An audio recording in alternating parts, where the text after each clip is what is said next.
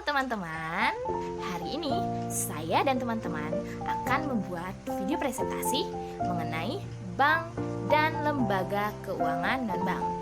Sebelum video presentasi yang dimulai, saya akan memperkenalkan diri terlebih dahulu dan memperkenalkan teman-teman lainnya.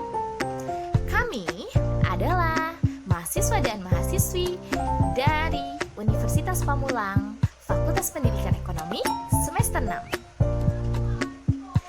Nama saya Mutiara Fanianida, dan ini teman saya yang bernama Sumar yang akan menjelaskan tentang pengertian dan fungsi-fungsi bank.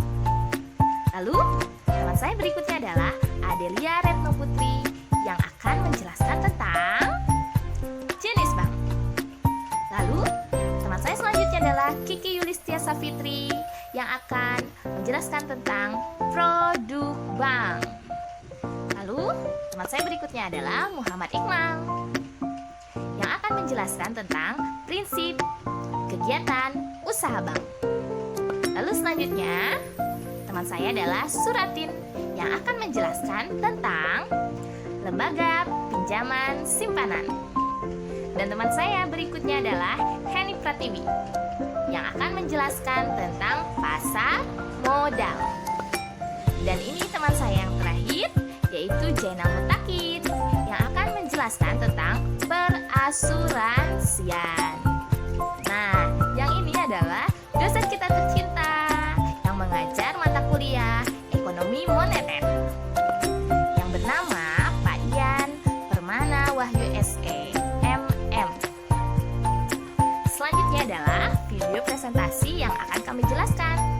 Selamat menyaksikan. Yang pertama ada pengertian bank. Pengertian bank adalah lembaga keuangan yang bertugas menghimpun dan menyalurkan dana di masyarakat untuk meningkatkan taraf hidup rakyat. Sedangkan pengertian perbankan adalah segala sesuatu yang berhubungan tentang bank. Penghimpunan dana dari masyarakat dilakukan bank melalui simpanan atau tabungan, dan penyaluran dana dilakukan melalui kredit atau pinjaman kepada masyarakat. Oke, yang kedua ada fungsi bank. Fungsi bank yang pertama adalah menghimpun dana dari masyarakat. Bank menghimpun dana dari masyarakat melalui tabungan, deposito berjangka, giro, ataupun bentuk simpanan lainnya. Dengan menghimpun dana ini, bank menjamin keamanan uang masyarakat tersebut sekaligus memberikan bunga atau dana tersebut. Fungsi bank yang kedua yaitu menyalurkan dana kepada masyarakat. Setelah menghimpun dana dari masyarakat, bank akan menyalurkan dana ini kepada pihak-pihak yang membutuhkan melalui sistem kredit. Jenis-jenis bank. Yang pertama, jenis-jenis bank berdasarkan fungsinya. 1. Bank sentral. Bank sentral adalah sebuah instansi yang bertanggung jawab atas kebijakan moneter di wilayah negara tersebut. 2. Bank umum. Bank umum adalah bank yang melaksanakan kegiatan usaha secara konvensional dan syariah yang dalam kegiatannya memberikan jasa dalam lalu lintas pembayaran. 3. Bank perkreditan rakyat. BPR adalah bank yang melaksanakan kegiatan usaha secara konvensional atau syariah yang dalam kegiatannya tidak memberikan jasa dalam lalu lintas pembayaran. Yang kedua, jenis-jenis bank berdasarkan kepemilikannya. 1. Bank milik pemerintah. Bank pemerintah adalah bank yang sebagian atau seluruh sahamnya dimiliki oleh pemerintah Indonesia. 2. Bank milik swasta nasional. Bank swasta adalah bank di mana sebagian besar sahamnya dimiliki oleh swasta nasional. 3. Bank milik koperasi. Bank milik koperasi adalah bank yang kepemilikan sahamnya dimiliki oleh perusahaan yang berbadan hukum koperasi. Yang ketiga, jenis-jenis bank menurut organisasinya. 1. Unit bank. Bank yang hanya memiliki satu organisasi dan tidak memiliki cabang di daerah lain. 2. Branch banking. Bank yang memiliki cabang-cabang di daerah lain. 3. korespondensi banking, yaitu bank yang dapat melakukan kegiatan pemeriksaan dokumen, ekspor-impor, dan kegiatan utamanya di luar negeri. Prinsip-prinsip kegiatan usaha bank.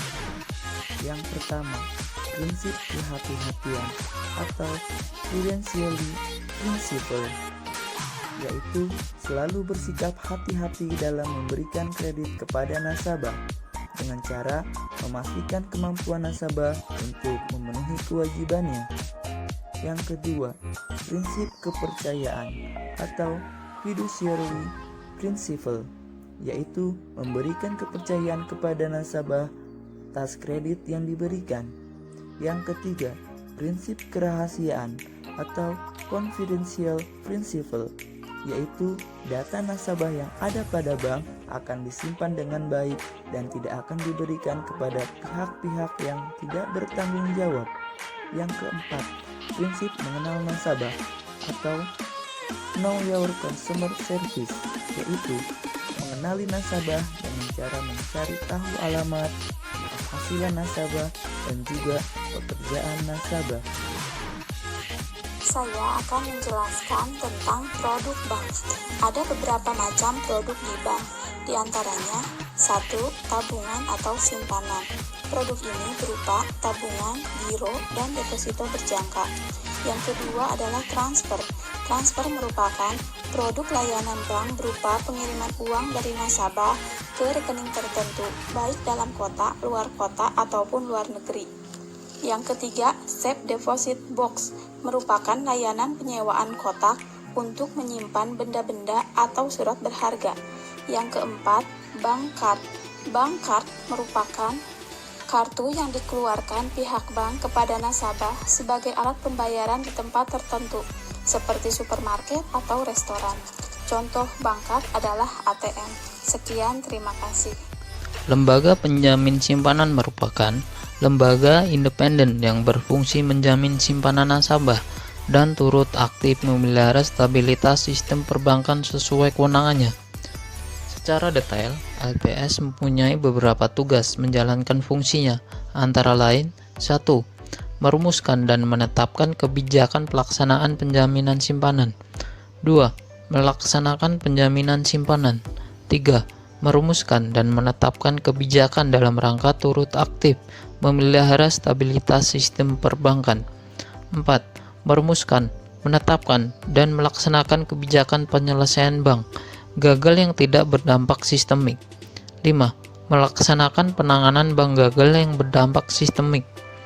Untuk menunjang tugas dan fungsi tersebut, LPS diberi wewenang antara lain 1. Menetapkan dan memungut premi penjaminan dan kontribusi ketika bank pertama kali menjadi peserta, sekaligus melakukan pengelolaan kekayaan dan kewajiban LPS. 2. Mendapatkan data simpanan nasabah, data kesehatan bank, laporan keuangan bank, dan laporan hasil pemeriksaan bank, sepanjang tidak melanggar kerahasiaan bank, sekaligus melakukan rekonsiliasi, verifikasi, dan konfirmasi atas data tersebut. 3. Menetapkan syarat, tata cara, dan ketentuan pembayaran klaim. 4. Menunjukkan, menguasakan, dan menugaskan pihak lain bertindak atas nama LPS untuk melaksanakan sebagian tugas tertentu. 5. Melakukan penyuluhan kepada bank dan masyarakat tentang penjaminan simpanan, termasuk menjatuhkan sanksi administratif bagi yang melanggar ketentuan. Pasar modal merupakan media penghubung antara si pemilik dana atau investor dengan perusahaan atau institusi pemerintah yang tengah membutuhkan dana lewat instrumen jangka panjang seperti saham, obligasi, right issue, dan yang lainnya. Menurut gagasan yang disebut oleh Sunariah, terdapat 4 jenis pasar modal. Di antaranya yaitu, yang pertama, primary market adalah tempat untuk pertama kali dibukanya penawaran saham oleh emiten sebelum melakukan perdagangan di pasar sekunder. Kedua, secondary market adalah tempat perdagangan saham yang sudah melalui masa penawaran di pasar perdana. Yang ketiga, third market adalah tempat perdagangan saham di luar bursa. Yang keempat, forward market adalah wujud dari perdagangan efek antar pemegang saham maupun proses pemindahan saham antar pemegang saham dengan jumlah nominal yang cukup besar. Secara umum, fungsi dari adanya capital market terdapat 6 macam, di antaranya yaitu 1. Menambah modal usaha, 2. Pemerataan pendapatan, 3. Sarana peningkatan kapasitas produksi, 4. Sarana menciptakan tenaga kerja, 5. Sarana meningkatkan pendapatan negara, dan yang keenam sebagai indikator perekonomian negara. Pengertian asuransi. Menurut Undang-Undang Nomor 40 Tahun 2019, asuransi adalah perjanjian antara perusahaan asuransi dan pemegang polis yang menjadi dasar bagi penerima premi oleh perusahaan tersebut sebagai imbalan untuk memberikan penggantian kepada pemegang polis karena kerugian, kerusakan, biaya yang timbul, kehilangan keuntungan, atau tanggung jawab hukum kepada pihak ketiga yang mungkin diderita pemegang polis karena terjadinya suatu peristiwa yang tidak pasti. Kemudian, memberikan pembayaran yang didasarkan pada meninggalnya pemegang polis atau pembayaran yang didasarkan pada hidupnya pemegang polis dengan manfaat yang besarnya telah ditetapkan dan didasarkan pada hasil pengelolaan dana oleh perusahaan.